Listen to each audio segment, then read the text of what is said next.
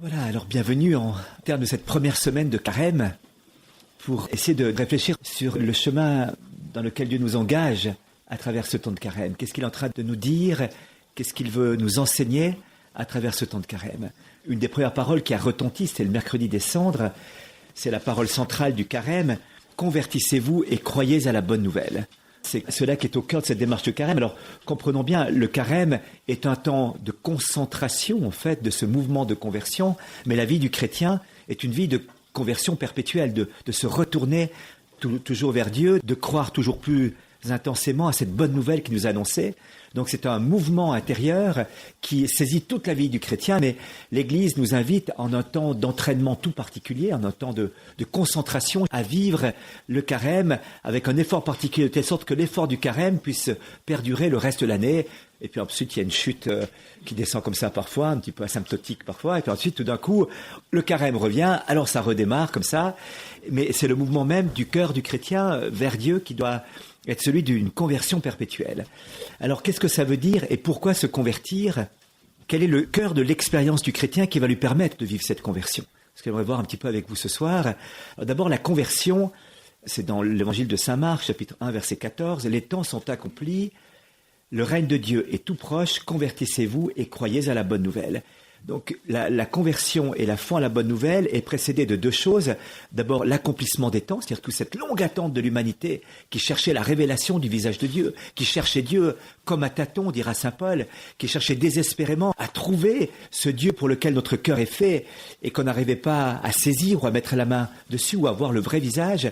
Eh bien aujourd'hui les temps sont accomplis, le visage de Dieu est révélé, c'est le Christ qui nous le révèle. Et Bossuet avait une phrase bouleversante là-dessus. Il disait, il y a eu plusieurs révélations dans l'Ancien Testament de Dieu, plusieurs manifestations, plusieurs théophanies, qu'on pense à Moïse avec le buisson ardent, qu'on pense avec Abraham bien avant, avec les 3 visiteurs, qu'on pense à travers les prophètes, Élie, Élisée, qui ont saisi le mystère de Dieu, non pas dans l'ouragan, non pas dans le tremblement de terre, non pas dans le feu, mais dans le doux murmure d'une brise légère pour Élie sur le mont Horeb. Donc il y a eu des théophanies. Mais tout d'un coup, il y a la manifestation du visage de Dieu. Jésus est l'apparition de Dieu sur la terre. Les hommes cherchent des apparitions aujourd'hui. On cherche partout à voir, mais où est-ce qu'on pourrait voir le bon Dieu peut-être, quelque chose comme ça? Dieu est apparu, c'était le visage du Christ. Et ce visage du Christ est présent au milieu de nous, sous l'apparence de l'hostie, sous l'apparence de son corps qu'est l'Église, sous l'apparence des frères et sœurs qui sont là, dans lequel Jésus se cache ou se révèle. Tout ce que tu as fait au plus petit d'entre les miens, c'est à moi que tu l'as fait. Donc il y a une apparition de Dieu qui a été effectuée un jour dans l'histoire de l'humanité, au moment de l'accomplissement des temps. Et cette révélation de Dieu, c'est le visage du Christ. Les temps sont accomplis parce que Jésus est là et qu'il accomplit à lui seul toute l'attente de l'humanité, tous les temps d'une humanité qui cherchait Dieu. Le règne de Dieu est tout proche. Le règne de Dieu, saint Paul nous le dira, il est paix, justice et joie dans l'Esprit Saint. Et ce règne, c'est la personne même de Jésus. Ce triomphe de Dieu sur le cœur de l'homme déchiré. Ce triomphe de l'amour de Dieu dans la division, la diaspora, c'est comme ça qu'on dit, la déchirure du cœur de l'homme qui ne sait plus où accrocher son amour et comment vivre son amour.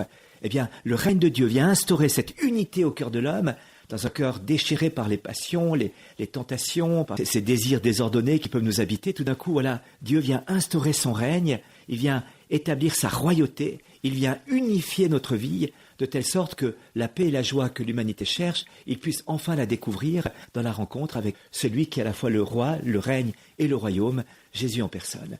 Il y a cette fameuse conversion. Alors dans l'Ancien Testament, quand on disait convertir, le mot hébreu utilisé, c'était le mot choub, qui signifie faire demi-tour, revenir en arrière, revenir sur ses pas, parce qu'on s'était trompé de chemin, et que finalement, on se ravisait, on s'arrêtait, et on allait à l'endroit de la bifurcation, on s'est trompé pour reprendre la bonne route. Ça, c'était la conversion dans l'Ancien Testament. Il y avait donc toujours cette notion de revenir en arrière, parce qu'on s'était égaré, et qu'il fallait retrouver le chemin qui conduisait à l'objectif, au but, à la destination que je voulais atteindre.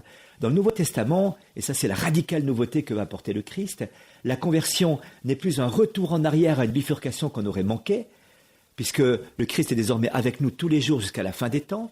La conversion consiste à prendre conscience que le Christ est là avec nous. Convertissez-vous et croyez à la bonne nouvelle, c'est le même mouvement.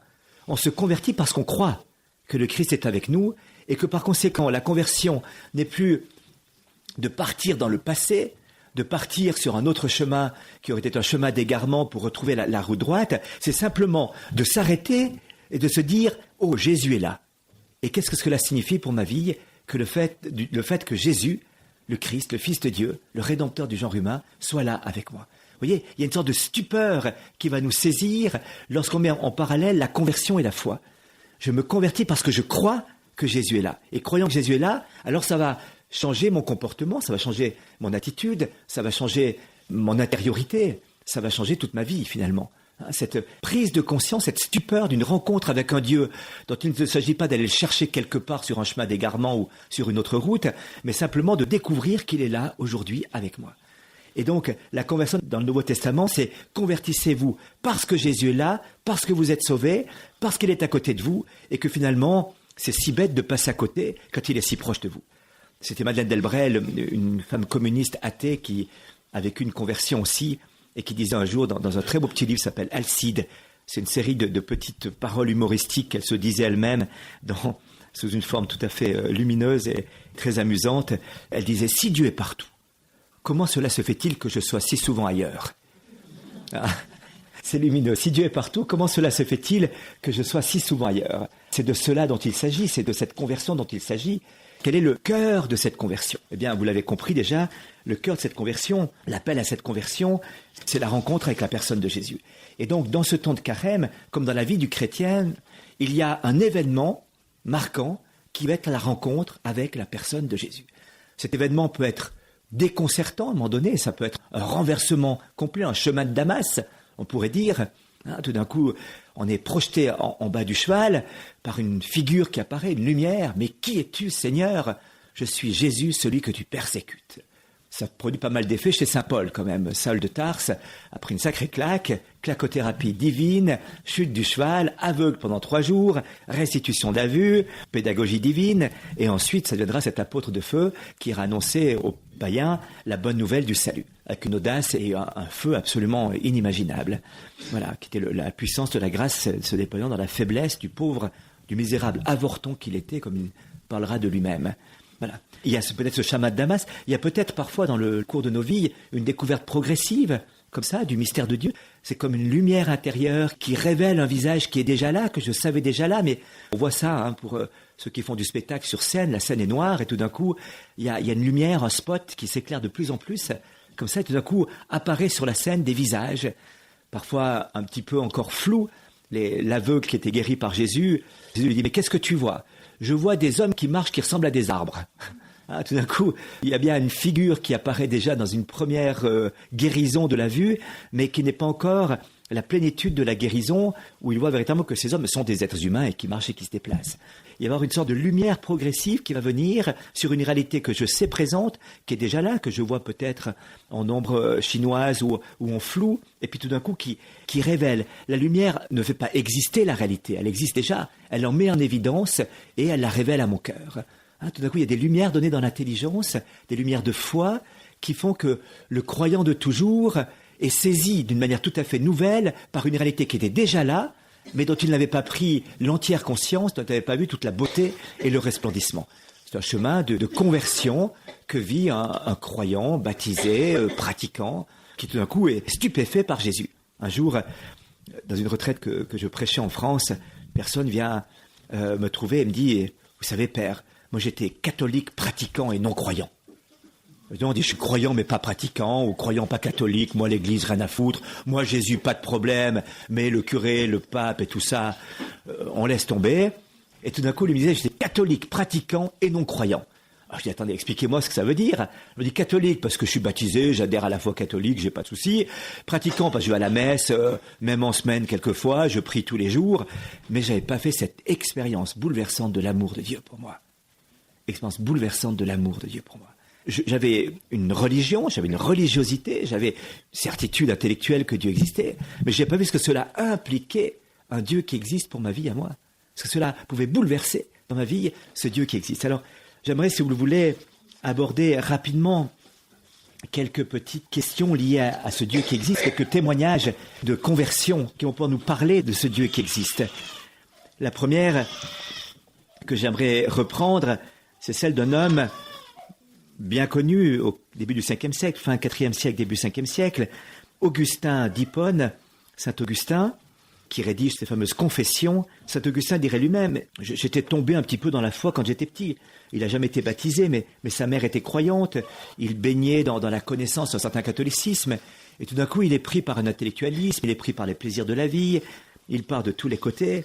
Et puis, à un moment donné, il y a cette expérience bouleversante qui va transfigurer sa vie, qui était d'abord des rencontres avec des personnes. C'est intéressant de voir comme Dieu travaille dans la vie de ses enfants pour, à travers des personnes, en faire des signes de sa présence, de son royaume. Ça sera saint Ambroise de Milan pour saint Augustin, ce sera Alypius, un de ses proches amis.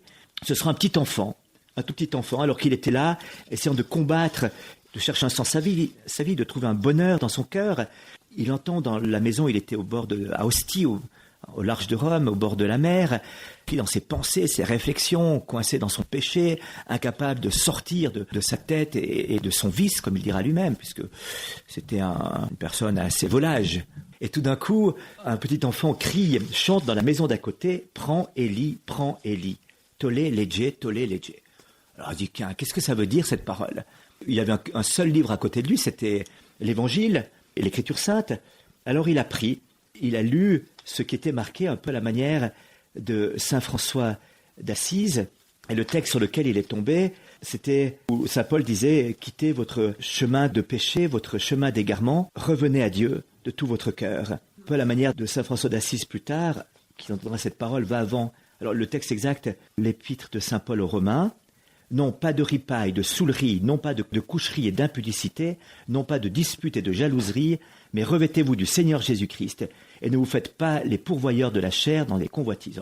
Ça lui a parlé assez directement, ça le rejoignait quelque part au niveau de son vécu personnel, cette parole, et c'était un choc.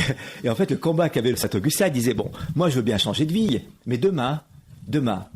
Et c'était cette phrase qui finalement est très rassurante pour la conscience, parce que ah oui, je vais changer de vie, ah oui.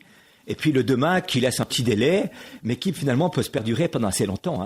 L'histoire que racontaient les pères du désert, où Satan fait venir un petit peu ses sbires et ses démons en disant, écoutez, j'aimerais savoir un petit peu quelles sont les performances que vous avez accomplies ces derniers temps, et quels sont un petit peu l'état de vos victoires contre nos adversaires. Alors le premier arrive en disant, moi j'ai réussi à provoquer une guerre.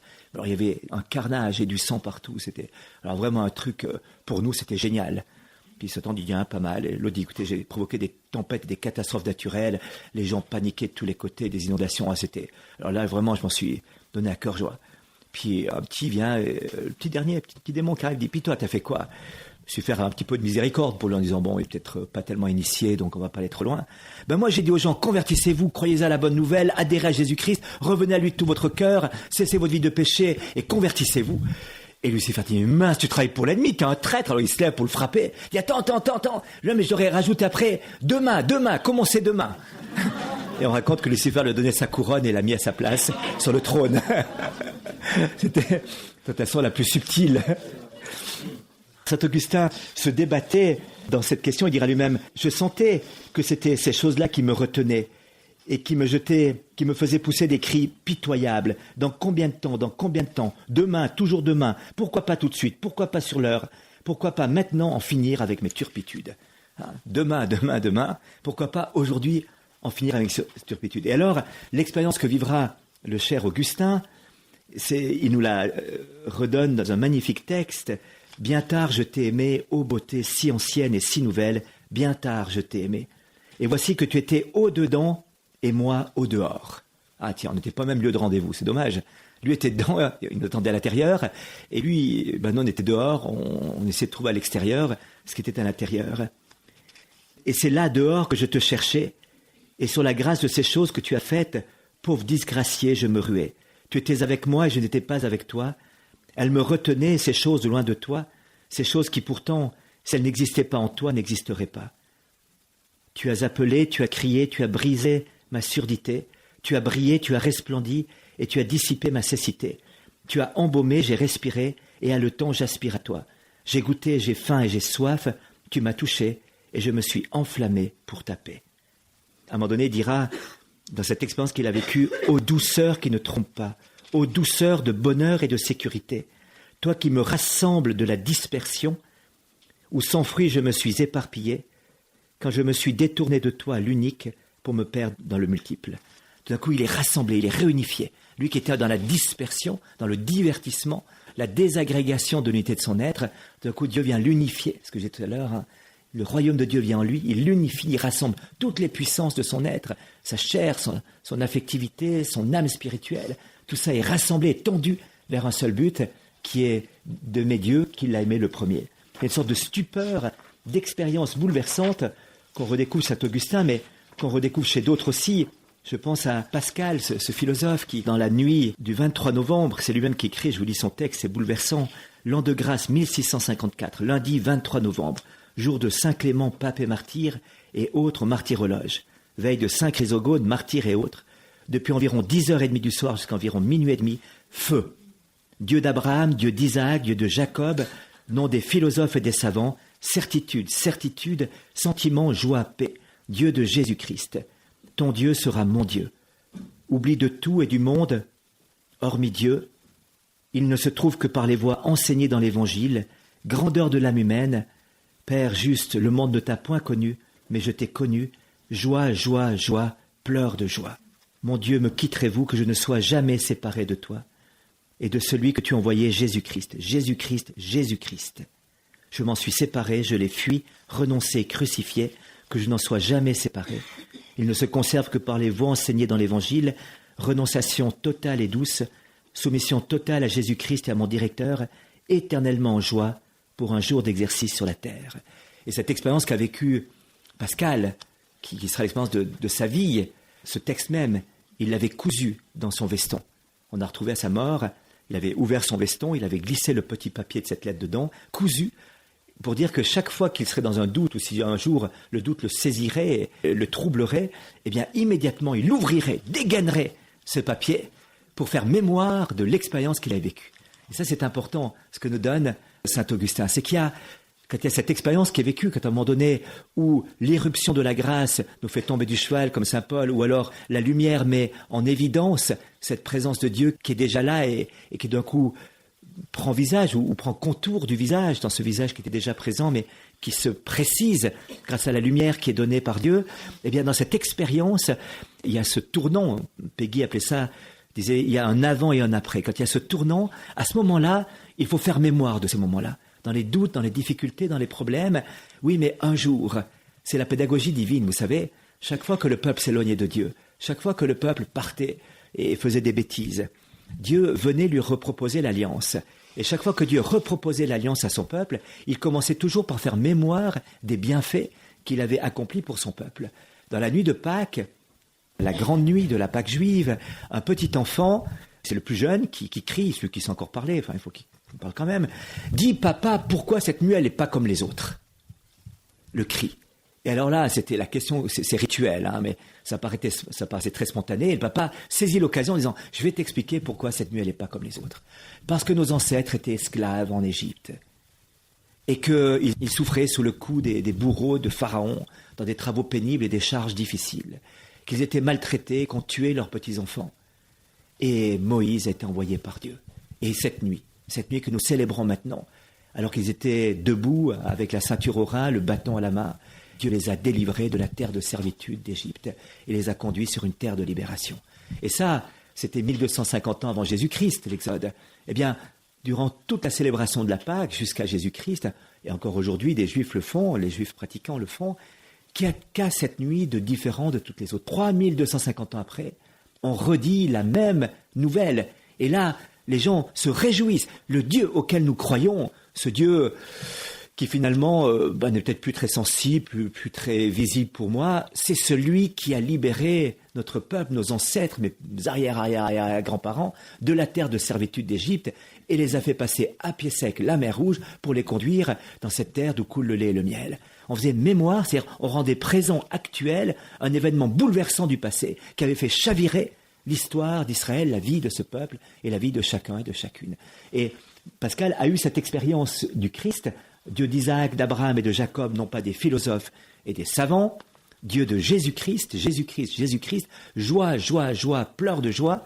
Cette expérience va être celle qui va bouleverser sa vie en se disant, mais si un jour la torpeur devait me reprendre, si un jour mon ancienne vie devait regagner du terrain, le vieil homme devait triompher sur l'homme nouveau, eh bien, tac, je sors, je dégaine et je relis ce mémorial, s'il l'appelait comme ça d'ailleurs, ce mémorial, pour faire mémoire des bienfaits de Dieu et pouvoir revenir à lui de tout mon cœur.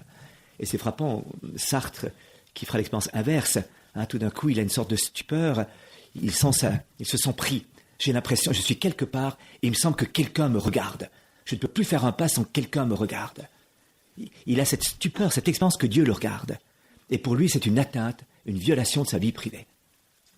Et alors, je ne veux pas qu'il me regarde. Et donc, il rejettera Dieu. Ce sera un acte délibéré, il le cite, il dit exactement le moment où il était, l'endroit où il était, où il a vécu cette expérience que quelqu'un le regardait. Il sait que c'est le regard de Dieu. Il dit, je ne veux plus être regardé par Dieu. Et alors, l'attitude qu'il fera, c'est de rejeter l'existence même de Dieu. C'est pas dire, je me dérobe à son regard, je veux plus que tu regardes, tu te mets des lunettes, tourne-toi de l'autre côté. Enfin, il y avait d'autres possibilités. C'était de dire, Dieu n'existe pas. Sa phrase, ce sera, si Dieu est, l'homme n'est pas. Or, l'homme est, donc Dieu n'est pas. Et il reprendra cette phrase que Pascal avait eue, mais dans l'expérience inverse, joie, joie, joie, pleurs de joie.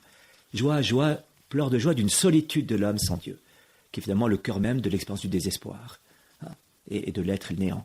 Voilà. Alors, Pascal, c'est l'expérience de cette rencontre avec Dieu. Il y en a d'autres. Il y a Claudel, j'aime beaucoup cette expérience de Claudel aussi. C'était la nuit de Noël 1886, au moment même où Thérèse de l'Enfant Jésus vivait sa propre conversion, la même nuit. C'est quelque chose de bouleversant. Et cette nuit-là, Wagner aussi vivait une sorte de rencontre avec Dieu. Et il écrira à Nietzsche qu'il a vécu, c'est 1886, il écrira à Nietzsche qu'il a vécu une rencontre avec Dieu qui s'agenouillait. Et Nietzsche est devenu franc fou. Il a écrit une lettre incendiaire en disant « Quoi ? Toi aussi tu as trahi, toi aussi tu es devenu un lâche, toi aussi tu t'es agenouillé », dira Nietzsche à Wagner. Alors Claudel, cette nuit de Noël, dit-il, alors il était dans le blues complet. Je vivais dans l'immoralité et peu à peu je tombais dans un état de désespoir. Voilà l'état de son âme, à Claudel, qui était donc écrivain mais ambassadeur aussi. La mort de mon grand-père, que j'avais vu de longs mois rongé par un cancer à l'estomac, m'avait inspiré une profonde terreur et la pensée de la mort ne me quittait pas. J'avais complètement oublié la religion et j'étais à son égard d'une ignorance sauvage. Tel était le malheureux enfant qui, le 25 décembre 1886, se rendit à Notre-Dame de Paris pour y suivre les offices de Noël. Et la raison pour laquelle était à Notre-Dame de Paris, je commençais alors à écrire et il me semblait que dans les cérémonies catholiques, considérées avec un dilettantisme supérieur, je trouverais un excitant approprié et la matière de quelques exercices décadents. Donc le but, c'était de piquer dans les liturgies catholiques des histoires pour écrire des conneries. Voilà, c'est ça son intention, et pour s'inspirer de cette bêtise. Voilà. C'est dans ces dispositions que, coudoyé et bousculé par la foule, j'assistais avec un plaisir médiocre à la grand-messe. Puis, n'ayant rien de mieux à faire, je revins aux vêpres. Les enfants de la maîtrise en robe blanche et les élèves du petit séminaire de Saint-Nicolas du Chardonnay, qui les assistaient, étaient en train de chanter ce que je sus plus tard être le Magnificat. J'étais moi-même debout dans la foule, près du second pilier, à l'entrée du chœur, à droite, du côté de la sacristie, tout près de la statue dite Notre-Dame de Paris. C'est bien fixé, ce lieu existe toujours. Quand vous allez à Notre-Dame de Paris, vous voyez l'endroit et c'est marqué, petite plaque, ici c'est converti Paul Claudel, la nuit de Noël 1886. Et c'est alors que se produisit l'événement qui domine toute ma vie. En un instant, mon cœur fut touché et je crus. Je crus d'une telle force d'adhésion, d'un tel soulèvement de tout mon être, d'une conviction si puissante, d'une telle certitude, ne laissant place à aucune espèce de doute, que depuis tous les livres, tous les raisonnements, tous les hasards d'une vie agitée, n'ont pu ébranler ma foi, ni à vrai dire la toucher. J'avais eu tout à coup le sentiment déchirant de l'innocence, de l'éternelle enfance de Dieu, une révélation ineffable. En essayant, comme je l'ai fait souvent, de reconstituer les minutes qui suivirent cet instant extraordinaire, je retrouve des éléments suivants qui cependant ne formaient qu'un seul éclair, une seule arme, dont la providence divine se servait pour atteindre et s'ouvrir enfin le cœur d'un pauvre enfant désespéré. Je me disais que les gens qui croient sont heureux. Si c'était vrai pourtant, c'est vrai, Dieu existe, il est là, c'est quelqu'un, c'est un être aussi personnel que moi, il m'aime, il m'appelle. La question, mais si Dieu existe, si c'était vrai tout cela, il y a un très beau poème de Jacques Brel, si c'était vrai, dis si c'était vrai. S'il était vraiment né à Bethléem dans une étable, dites si c'était vrai. Si les rois mages étaient vraiment venus de loin, de fort loin, pour lui porter l'or, la myrrhe, l'encens, dites si c'était vrai. Si c'était vrai tout ce qu'ils ont écrit, Luc, Matthieu et les deux autres, dites si c'était vrai. C'était vrai le coup des noces de Cana et le coup de Lazare, dites si c'était vrai. C'était vrai ce qu'ils racontent les petits-enfants le soir avant d'aller dormir. Vous savez, quand ils disent notre père, quand ils disent notre mère, si tout cela était vrai, je dirais oui. Oh, sûrement, je dirais oui. Parce que c'est tellement beau tout cela, quand on croit que c'est vrai. Eh bien, voilà. Lui, Claudel fera cette expérience. C'est vrai, c'est vrai. Et l'expérience qu'il va faire, c'est Dieu existe, il est là. C'est pas un absent, c'est pas une idée, c'est pas une théorie, c'est quelqu'un, il est là. C'est quelqu'un, c'est un être personnel. Il m'aime et il m'appelle. Il m'aime et il m'appelle. Voilà la stupeur d'une expérience. Les larmes et les sanglots étaient venus, et le chant citant de l'Adesté ajoutait encore à mon émotion Venite adoremus, venite adoremus, venite adoremus Dominum. Venez adorons, venez adorons, venez adorons le Seigneur. Bouleversante expérience que va vivre Paul Claudel. On aura ça avec Edith Stein aussi, cette juive qui cherchait la vérité, mais s'était éloignée de Dieu. Elle dira elle-même, à l'âge de 16 ans, j'ai décidé délibérément de ne plus jamais prier et de mettre Dieu de côté dans ma vie. Voilà, donc une décision, je ne veux plus de Dieu, c'est terminé. Et puis tout son chemin de recherche philosophique, dans la phénoménologie, des rencontres avec quelques chrétiens aussi. Elle dit, ce qui l'a bouleversé un jour, Edith Stein, elle était à Francfort avec une de ses amies. Nous sommes entrés quelques minutes dans la cathédrale, et pendant que nous étions là, dans un respectueux silence, entra une femme avec son panier de commission. Elle s'agenouilla sur un banc pour faire une brève prière. Ce fut pour moi quelque chose de totalement nouveau. Dans les synagogues ou dans les églises protestantes dans lesquelles j'étais allé, les gens ne venaient que pour les offices religieux. Mais ici arrivait n'importe qui, au milieu de ses travaux quotidiens, dans l'église vide de monde, comme pour un dialogue confidentiel. Je n'ai jamais pu oublier cette femme. Fou, hein, une femme qui rentre en visite pour l'architecture à la cathédrale de Francfort, et puis tout d'un coup, eh bien, paf, une petite femme, elle saura au ciel, cette petite dame, que c'est elle qui a bouleversé Edith Stein, cette grande philosophe. Et c'était pas tout, c'est une première brisure dans l'intellectualiste Edith Stein, mais la deuxième brisure, c'était la souffrance. Elle a vu une personne, son ami Adolf Reinhardt, qui est mort au front, quelques mois après avoir été baptisé dans l'église protestante avec son épouse Anna. Devant aider la jeune veuve à classer les papiers de son mari, Edith appréhende de la trouver très abattue. Or, ce fut ma première rencontre avec la croix et avec la force divine qu'elle donne à ceux qui la portent. Je vis pour la première fois l'Église née de la souffrance rédemptrice du Christ dans sa victoire sur l'aiguillon de la mort, visible devant moi. C'est-à-dire que cette femme, l'épouse de Adolphe, Anna, était lumineuse et resplendissante parce qu'elle croyait en Dieu. Malgré la mort de son mari, malgré la souffrance, l'espérance était plus forte que la mort. Ce fut l'instant où mon incroyance s'effondra.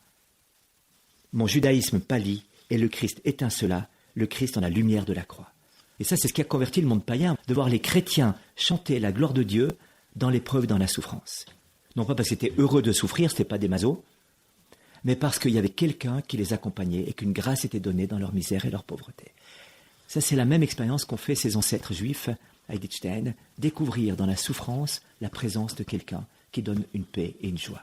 Il y a eu la petite dame dans la cathédrale de Francfort, son amie protestante Anna Reinhardt, et finalement, elle était chez une autre amie, dans une soirée un peu mondaine. Elle alla fouiller, et elle, dans la bibliothèque, trouve un texte de Sainte Thérèse d'Avila.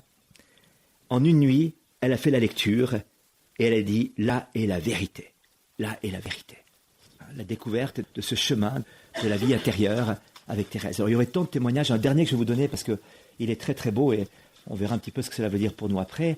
C'est le témoignage plus récent d'un Russe orthodoxe, Alexandre Ogorodnikov. Il a donné récemment ce témoignage. Alors, il était athée, russe, étudiant en art, complètement marqué par l'esprit révolutionnaire. Alors, il explique un petit peu comment il avait vécu les choses. Je suis dans une famille athée depuis 3 générations. Mon grand-père avait participé activement à la Révolution. Mon grand-père fut arrêté par les Tchèques qui revenaient de Sibérie. Ils l'ont incarcéré sur une péniche de la mort. Le lendemain, il fut empalé sur des baïonnettes, jeté à l'eau et achevé par balles. Voilà donc ce que je pouvais voir de ce que vivait le monde. Pendant ces études, on leur montrait un film, c'était en 73, sur l'évangile de Saint Matthieu, tourné par un catholique et interdit à l'époque en Russie. Au début du film, je le regardais comme un professionnel, regardant les techniques cinématographiques employées. Puis j'ai plongé dans le film malgré moi. Et quand la lumière s'est rallumée dans la salle, je me suis levé et j'ai prononcé le premier serment de ma vie. Ce que nous venons de voir est une immense vérité. L'athée, 3 générations, qui va voir un film pour étudier les recherches cinématographiques et les techniques utilisées, et qui tout d'un coup fait l'expérience de la vérité, et qui proclame debout dans la salle ce que nous venons de voir est une immense vérité. Alors il explique un petit peu les difficultés qu'il a rencontrées avec l'Église qui était attachée au système, au pouvoir, et puis il a été arrêté. Nous avions organisé une conférence de presse à Moscou, c'est pas très prudent, en 78, pour défendre les croyants catholiques. C'est alors que j'étais arrêté. J'ai ainsi été le premier russe orthodoxe pour lequel les prêtres catholiques ont élevé une grande protestation. J'y voyais un signe de communion et d'écuménisme. Alors quelques années plus tard, il doit être en prison, il est enseigné, on l'arrête, et puis il est envoyé en Sibérie. C'est magnifique parce qu'on m'a mis dans une cellule où il y avait une quarantaine de prisonniers de droit commun, donc les crapules. Des hommes forts, sales, à moitié nus, tatoués, qui n'étaient vraiment pas contents de mon arrivée. Quand les verrous se sont refermés, j'ai dit « La paix soit avec vous ». Et le balèze, l'assassin, c'est la parole qui touche au cœur, quoi. Hein, c'était vraiment... Alors, l'un des caïds m'a dit « Habille-toi, passe-moi tes habits ». C'est vrai que dans les prisons, ils n'étaient pas très bien habillés. Alors, lui avait des habits tout neufs en arrivant en prison. Donc, quelqu'un voulait faire l'échange, ce qui paraissait assez logique dans l'esprit des caïds. J'ai répondu alors que je voulais bien partager mes vêtements avec eux, mais que je le ferais librement parce que j'étais chrétien. Ils étaient furieux. « Alors, tu dis que tu es chrétien ?» me dirent-ils. « Oui, je suis chrétien. » J'ai entendu, continua le caïd, que pour les vrais chrétiens, pas les bavards, les vrais, leur Dieu fait des miracles. Alors, prouve-le-nous que tu es un vrai chrétien. Ça fait 2 semaines que nous n'avons pas fumé. Prie donc ton Dieu pour qu'il nous envoie de quoi fumer. Alors là, nous croirons. J'ai accepté le défi, dit Alexandre Ogrovnikov, et avec une certaine insolence, j'ai dit au caïd, le Seigneur vous accordera un miracle à condition que vous priez avec moi. Je les ai fait tous se lever par respect pour Dieu, en leur disant, puisque vous voulez un miracle, levez-vous. Puis je leur ai dit, écoutez les paroles de la prière et répétez-les après moi à haute voix ou intérieurement. Après 2 ou 3 minutes de prière, j'ai senti qu'il se passait quelque chose dans la cellule. C'était sans doute la première fois que les paroles d'une prière résonnaient dans cette cellule, et beaucoup de ces prisonniers l'entendaient pour la première fois. Je sentais une atmosphère de piété. Quand ce fut fini, un silence de mort régnait. Puis je les ai fait asseoir, et à cet instant, le vasistas de la porte s'est ouvert, et 2 blocs de cigarettes sont tombés par terre. C'était en plus des cigarettes assez rares et les préférées des prisonniers. Alors le caïd s'est exclamé, eh bien, Dieu existe vraiment. Et dit, cette histoire s'est répandue dans tout le goulag, de telle sorte que 5 ans plus tard, dans une autre prison à l'autre bout du pays, un prisonnier m'a raconté l'histoire d'un détenu qui avait, en priant Dieu, obtenu des cigarettes pour ses compagnons de cellule. Alors il raconte après les miracles qui se produisaient, les conversions, le changement qui s'est produit, enfin, voilà.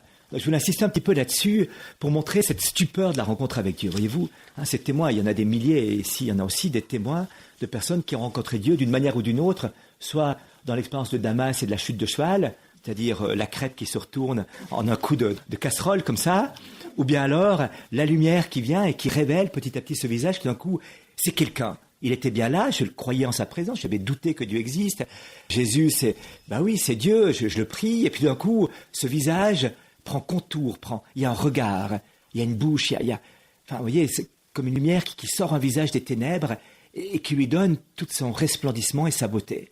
Et tout d'un coup, je dis, mais c'est lui, vraiment. Qu'est-ce que ça va impliquer comme expérience, cette rencontre de Jésus, de cette conversion qui consiste à croire qu'il est là. Vous vous souvenez, je me convertis parce que je crois qu'il est là avec moi et c'est quelqu'un et je découvre son visage.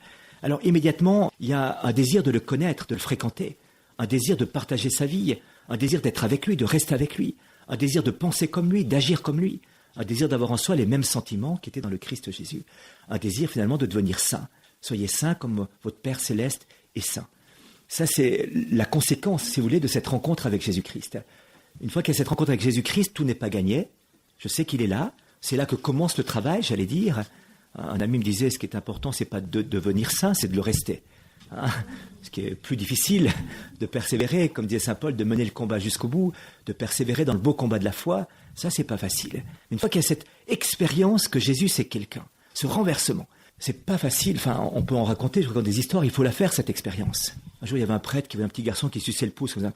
J'ai dit, c'est bon? Puis le petit garçon dit, tiens, goûte. Si t'as pas fait l'expérience, tu peux pas savoir comme c'est bon, tu sais le pouce, c'est normal. Et il faisait du réalisme de première espèce, voyez-vous, basique réalisme. Si tu goûtes pas, tu peux pas savoir. Je peux dire que c'est bon ou c'est pas bon. Si tu n'as pas goûté, voilà, tiens, goûte. Voilà, ça c'est du réalisme. Rencontrer Jésus-Christ, faire l'expérience du Christ, goûter combien Dieu est bon. Goûter combien Dieu. Venez et goûtez pour voir combien Dieu est bon. Pour cette expérience, si vous ne l'avez pas faite, ou si vous désirez la faire toujours plus, il faut au moins un cœur de désir. Dieu n'est pas un violeur des consciences et des cœurs. Il vient frapper délicatement à notre porte. Mais cette porte a une particularité, la porte de notre cœur, c'est qu'elle n'a qu'une poignée, et elle est à l'intérieur. De l'extérieur, on ne peut pas ouvrir la porte de notre cœur. Dieu fait le siège de notre cœur, et il ne peut pas forcer cette porte. Si je lui dis « reste dehors », je peux causer avec lui à travers la porte même. C'est sympa, mais ce n'est pas encore l'intimité à laquelle il nous appelle. Mon Père et moi, nous viendrons en lui, nous prendrons le repas avec lui. Ce n'est pas encore ces noces auxquelles nous sommes appelés de notre âme avec le Seigneur, qui goûtent intérieurement cette intimité de l'amour d'un Dieu qui épouse le cœur de l'homme et qui le transfigure par la grâce. Il y a plusieurs étapes, voyez-vous, pour rentrer dans cette expérience du Dieu qui est vivant avec nous.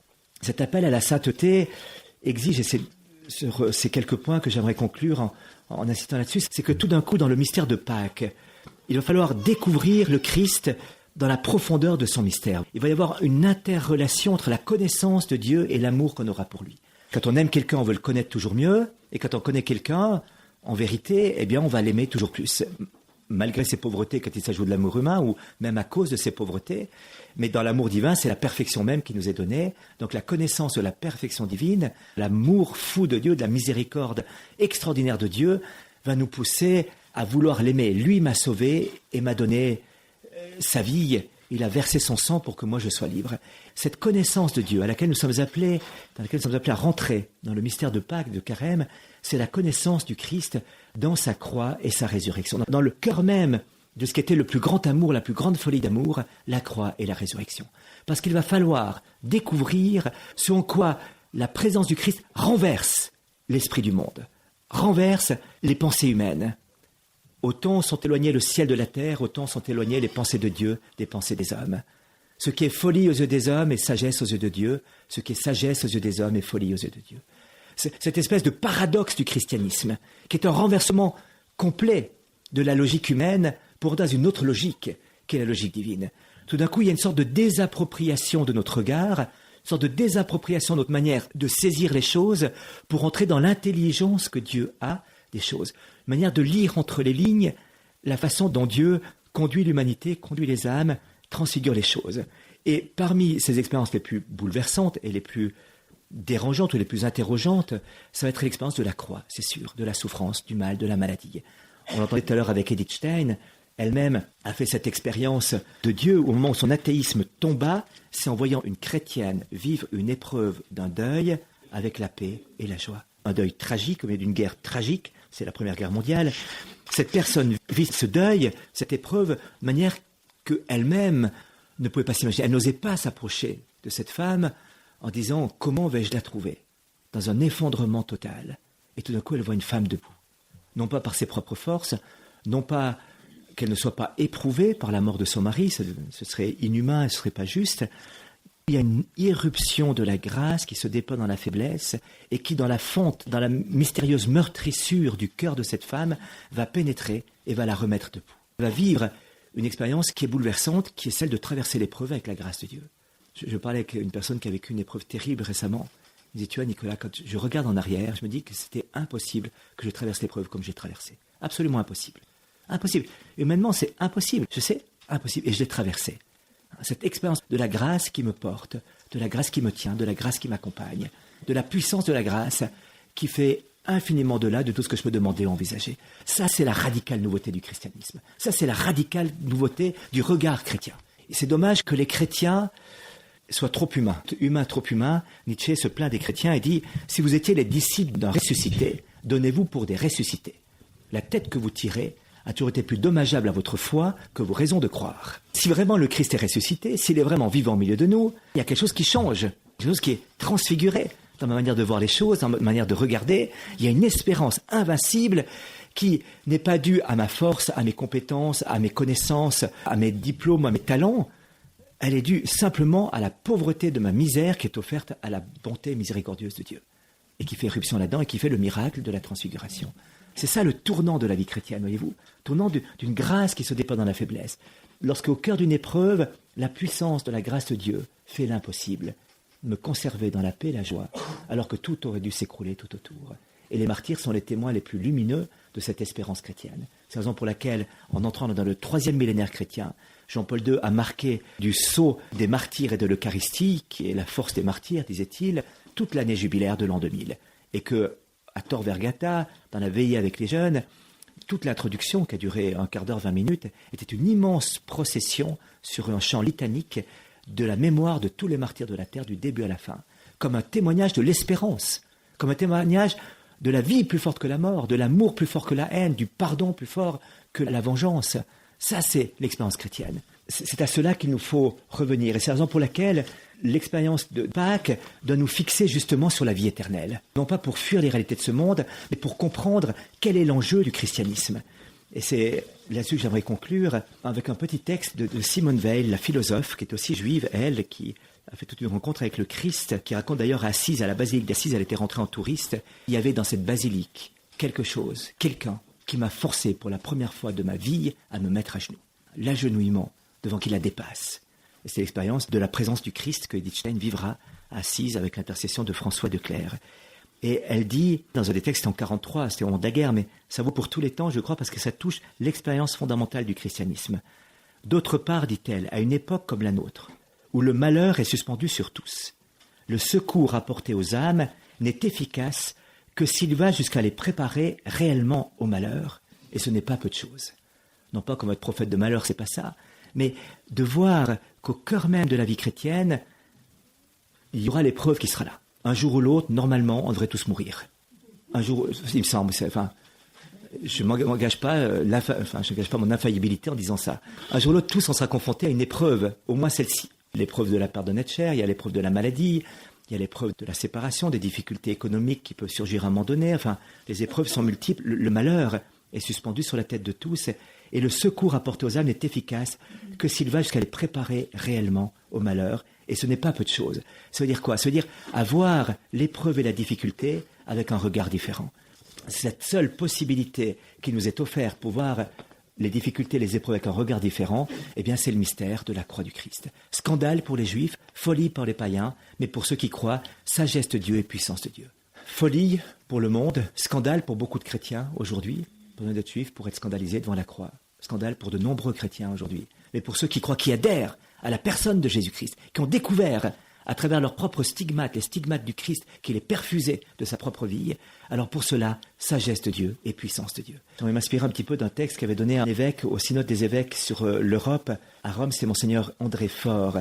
Observateur attentif et admiratif des efforts passionnés des chercheurs et des ingénieurs, nous sommes aussi les témoins navrés des outrances et des égarements, de tentatives techniques qui conduisent à des comportements délirants et à des omissions scandaleuses. À cette génération qui congèle des cadavres, dans l'espoir de les réanimer un jour, mais qui ne se décide pas à éradiquer l'horrible maladie de la lèpre, alors qu'elle sait comment le faire et qu'elle en a les moyens de le faire, qu'avons-nous à dire?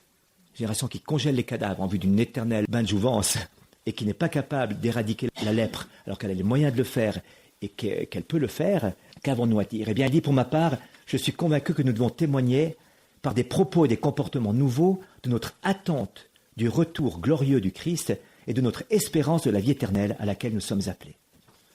Nous gardons un trop grand silence sur notre intense désir de voir enfin le Christ face à face, de le connaître tel qu'il est. Nous sommes d'une trop grande discrétion dans l'affirmation de notre confiance en sa promesse de nous conduire au bonheur éternel en nous faisant participer à sa gloire dans la maison du Père où il nous a préparé une place. Les conséquences de cette discrétion et de ce silence m'apparaissent beaucoup plus graves que nous n'osons habituellement le reconnaître et le dire. Dans une condition humaine amputée de sa dimension eschatologique, donc qui concerne la fin des temps, la venue du Christ, la victoire du Christ sur la mort et sur le péché, les échecs deviennent pathétiques, les épreuves et la souffrance dramatiques, la mort insupportable et révoltante. Et ça, c'est la société actuelle. La mort est un échec. C'est un échec. C'est pas le dies natalis comme pensaient les premiers chrétiens, le jour de la naissance pour l'éternité. C'est un échec. Et dans les milieux médicaux, souvent, on considère comme un échec. La mort, c'est l'échec. C'est pas une fatalité, c'est un échec de la science, c'est un échec. Il y a des théoriciens qui disent on arrivera un jour à rendre l'homme immortel, on a trouvé le gène du vieillissement, on va pouvoir l'éradiquer, en mettre un autre du rajeunissement dedans, et puis après 250 ans, vous aurez 25 ans. Enfin, voilà, on part dans des délires incroyables, simplement par idéologie, parce qu'on refuse cette échéance qui est là. Il y a un acharnement, voyez-vous, devant deux échéances qu'on ne maîtrise pas, la naissance et la mort. C'est frappant, hein. Au milieu, on s'en fout un petit peu, on soigne, on soigne pas, on fait... Enfin, voilà. Ces deux échéances qui interrogent sur d'où je viens et où je vais, ça, alors il y a un acharnement. Ou alors, on détruit, que ce soit l'avortement, l'euthanasie, l'infanticide, ou alors on fabrique, que ce soit toutes les techniques de reproduction artificielle et tout ça, que ce soit l'acharnement thérapeutique en fin de vie. L'homme veut être maître. Alors il peut faire qu'une chose, il n'est pas maître de la vie, c'est pas lui qui crée. Il peut jouer avec ça, retarder, accélérer, voilà. Mais plus loin que ça, il peut pas. La réalité, elle est là, c'est pas lui qui les a créés. Je peux prolonger artificiellement, Sharon ou je sais pas qui, voilà. Je peux débrancher les machines et comme ça, ou je peux euthanasier quelqu'un. Je ne maîtrise que le temps dans lequel l'événement se produit, mais pas l'événement lui-même. J'ai pas prise sur l'événement. Quelque part, il m'échappe, voyez-vous.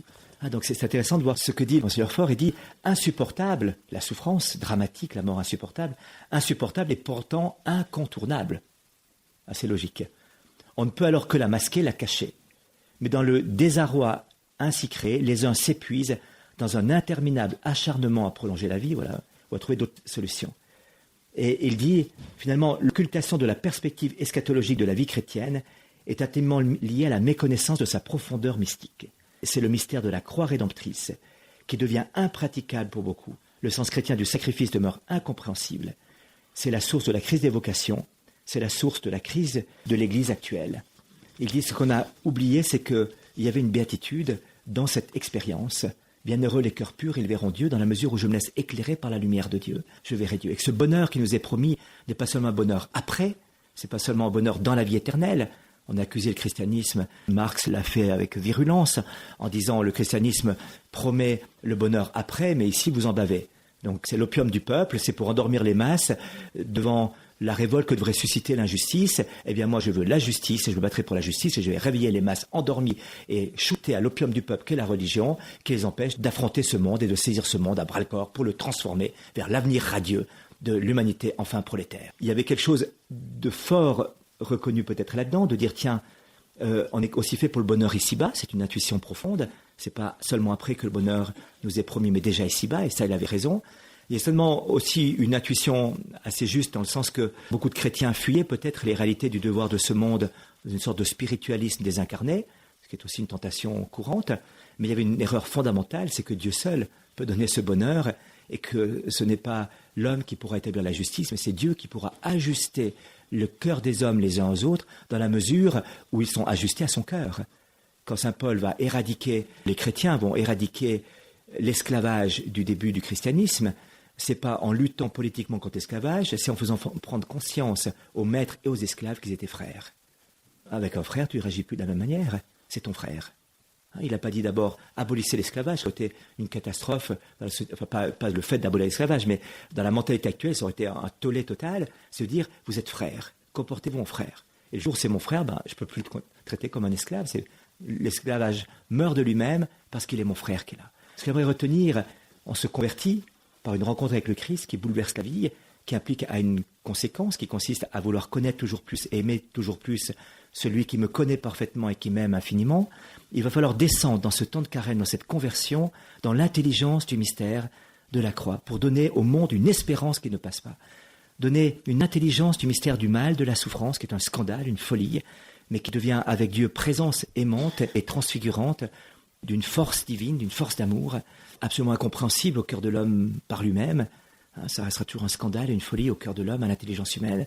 Mais par le Christ et dans le Christ, ça devient puissance de Dieu et sagesse de Dieu. Parce qu'il y a quelqu'un qui est avec nous. Parce que le christianisme, c'est quelqu'un. Parce que la foi, c'est quelqu'un. Cette vie est ouverte sur la vie éternelle. La vie éternelle, c'est pas seulement après-demain, c'est dès aujourd'hui. La vie éternelle, dira le Christ en Saint Jean, c'est qu'il te connaisse, toi, le seul vrai Dieu, et celui que tu as envoyé, Jésus-Christ.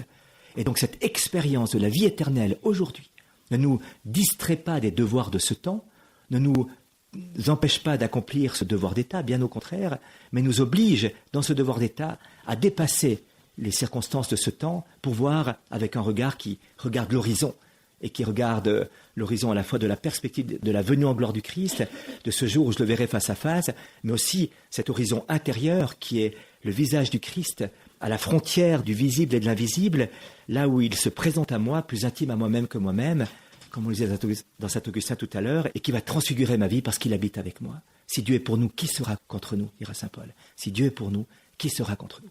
Alors il faudrait arriver, voyez-vous, dans ce temps de conversion. Convertissez-vous et croyez à la bonne nouvelle, à cette maturation de la foi chrétienne, à cette maturité de la foi chrétienne, à cette intériorité de la foi chrétienne, qui consiste véritablement à revoir ces mystères et ces scandales comme une source de sagesse et d'espérance dans le Seigneur, et de donner au monde cette expérience de Dieu. Benoît XVI disait, enfin il est encore cardinal Ratzinger, je ne crois pas que l'Église soit au bout de sa crise.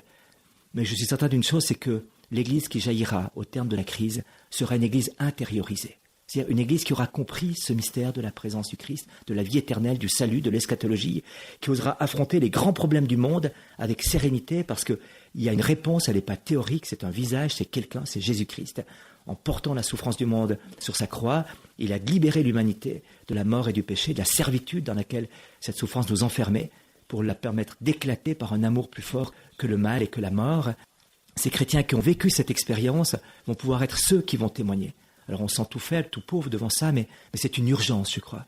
Benoît XVI conclut en disant « Et les gens viendront à genoux nous supplier de leur révéler le secret du bonheur qui nous habite. » L'humanité viendra à genoux de nouveau devant ces chrétiens debout, héroïques, non pas parce qu'ils sont forts par eux-mêmes, mais parce qu'ils comptent sur la grâce de Dieu, viendront à genoux nous supplier de leur révéler le secret qui nous fait vivre. Vous voyez, c'est ça, cette nouvelle génération de chrétiens. Ce sera la nouvelle Pentecôte qui va tomber sur l'humanité.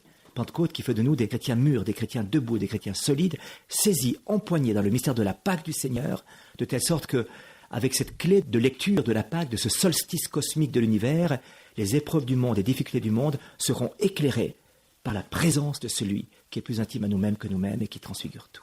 Amen.